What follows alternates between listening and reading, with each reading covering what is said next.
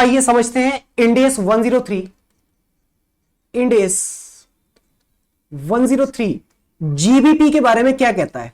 कहता है अगर आपका गेन ऑन बार्गेन परचेज आया है ना, तो सबसे पहले तो ये बहुत ही रेयर केस में आता है। इंडेस खुद कहता है कि बहुत रेयर केस ऐसे हो सकते हैं कि जब आपका गेन ऑन बार्गेन परचेज है, मतलब इंडेस बोलता है भाई साहब एक्सट्रीमली रेयर सर्कमस्टांसेस होंगे जब आपका गेन आएगा। नॉर्मली गुडविल ही आती है, ऐसा इंडेस खुद मानता है। और इंडेस पता है क्या कहता है कि अगर आपका जीबीपी आया है ना, तो आप इसका रीजन फाइंड आउट करोगे कि इसका रीजन क्यों है, क्या रीजन है कि जीबीपी आया, आपको गेन हो गया इस एंटिटी को परचेज करने में।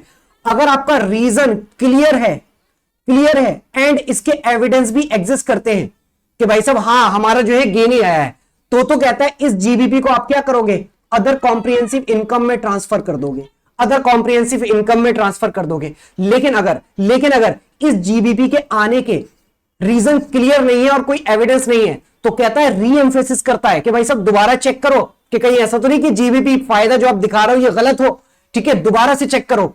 और अगर रीजन क्लियर और एविडेंस नहीं है तो आप क्या करोगे, इसको ओसीआई में नहीं डालोगे, इसको डायरेक्टली कहां डालोगे, इसको डायरेक्टली कैपिटल रिजर्व में डालोगे, बैलेंस शीट में डायरेक्ट इक्विटी में डालोगे, कैपिटल रिजर्व में।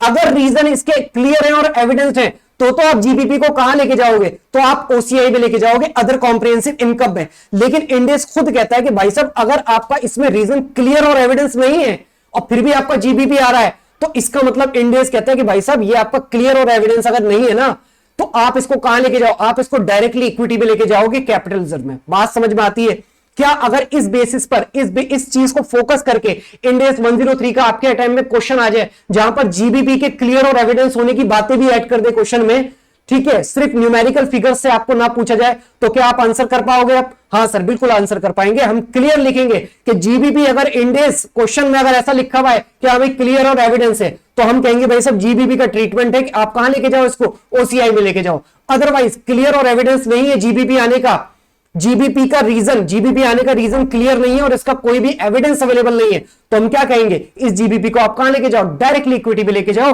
कैपिटल रिजर्व में। बात समझ में आती है? सिर्फ इतना सा ही कॉन्सेप्ट है।